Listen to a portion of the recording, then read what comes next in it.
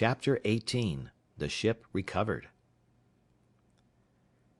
While we were thus preparing our designs, and had first, by main strength, heaved the boat upon the beach, so high that the tide would not float her off at high water mark, and besides had broke a hole in her bottom too big to be quickly stopped,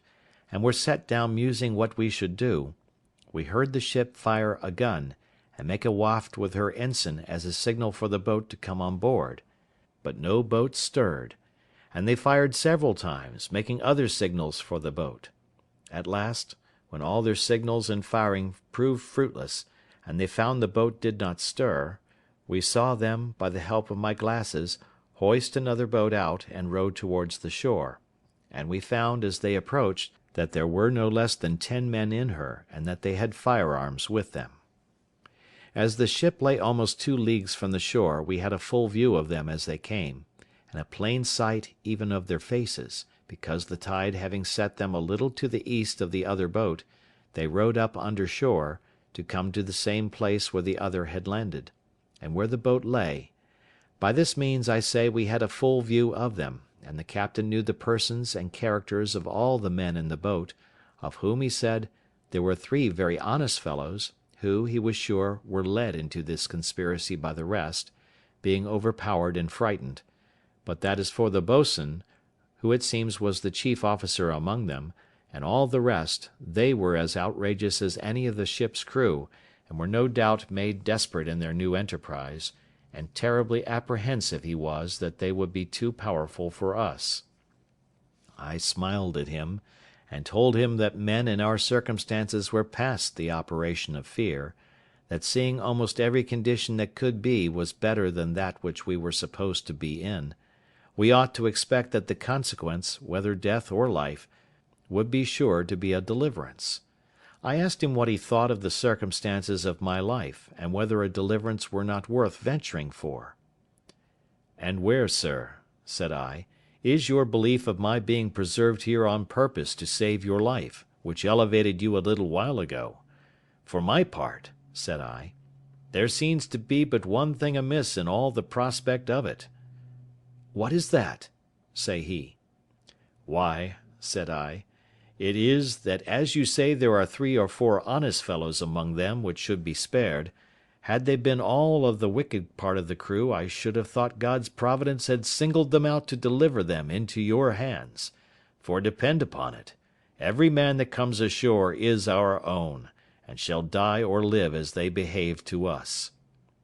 As I spoke this with a raised voice and cheerful countenance, I found it greatly encouraged him, so we set vigorously to our business. We had, upon the first appearance of the boats coming from the ship, considered of separating our prisoners, and we had indeed secured them effectually.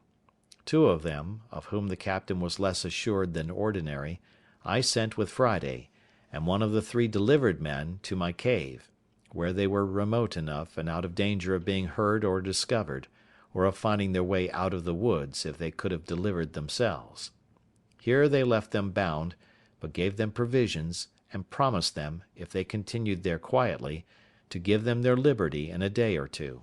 but that if they attempted their escape they should be put to death without mercy.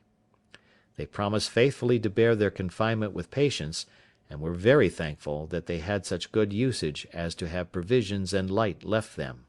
for Friday gave them candles, such as we made ourselves, for their comfort, and they did not know but that he stood sentinel over them at the entrance. The other prisoners had better usage. 2 of them were kept pinioned, indeed, because the captain was not able to trust them, but the other 2 were taken into my service, upon the captain's recommendation, and upon their solemnly engaging to live and die with us. So with them and the 3 honest men we were 7 men, well armed, and I made no doubt we should be able to deal well enough with the 10 that were coming, considering that the captain had said there were 3 or 4 honest men among them also. As soon as they got to the place where their other boat lay, they ran their boat into the beach, and came all on shore, hauling the boat up after them, which I was glad to see, for I was afraid they would rather have left the boat at an anchor some distance from the shore,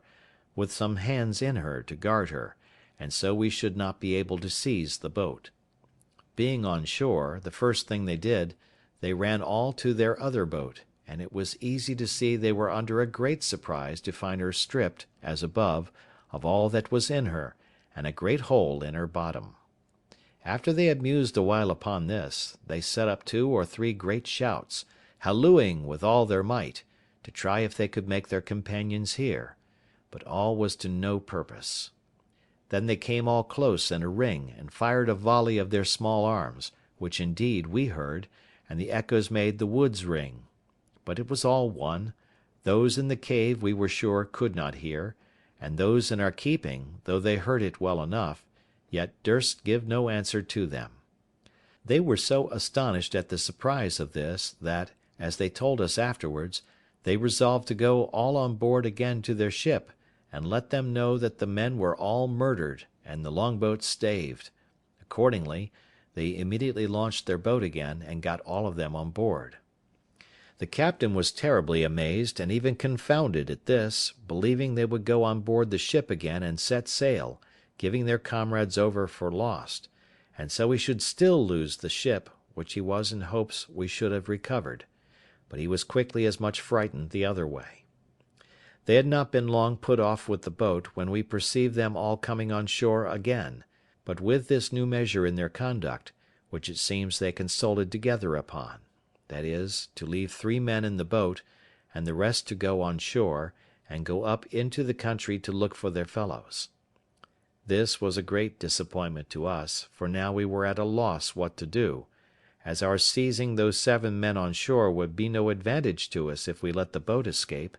because they would row away to the ship, and then the rest of them would be sure to weigh and set sail, and so our recovering the ship would be lost. However, we had no remedy but to wait and see what the issue of things might present. The 7 men came on shore, and the 3 who remained in the boat put her off to a good distance from the shore, and came to an anchor to wait for them, so that it was impossible for us to come at them in the boat. Those that came on shore kept close together, marching towards the top of the little hill under which my habitation lay, and we could see them plainly, though they could not perceive us. We should have been very glad if they would have come nearer us, so that we might have fired at them, or that they would have gone farther off, that we might come abroad. But when they were come to the brow of the hill where they could see a great way into the valleys and woods, which lay towards the northeast part, and where the island lay lowest, they shouted and hallooed till they were weary, and, not caring, it seems, to venture far from the shore, nor far from one another, they sat down together under a tree to consider it. Had they thought fit to have gone to sleep there, as the other part of them had done, they had done the job for us; but they were too full of apprehensions of danger to venture to go to sleep, though they could not tell what the danger was they had to fear. The captain made a very just proposal to me upon this consultation of theirs;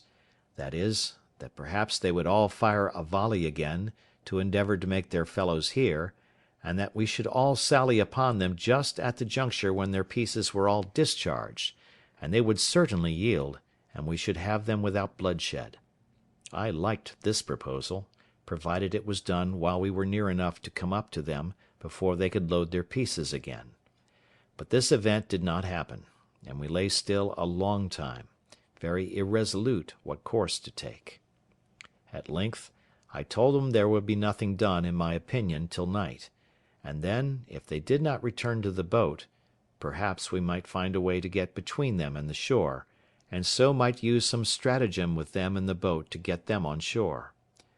We waited a great while, though very impatient for their removing, and were very uneasy when, after long consultation, we saw them all start up and march down towards the sea. It seems they had such dreadful apprehensions of the danger of the place, that they resolved to go on board the ship again, give their companions over for lost, and so go on with their intended voyage with the ship.